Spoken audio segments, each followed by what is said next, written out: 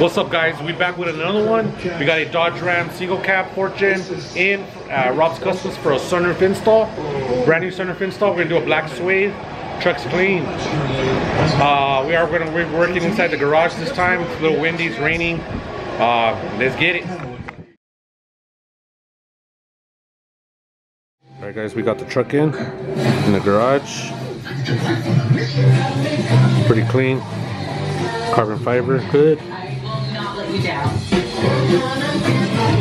Alright, we're gonna get started on it.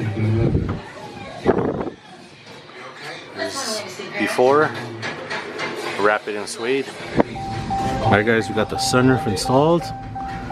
We're powering it up now, and we'll get it open. Nice and clean.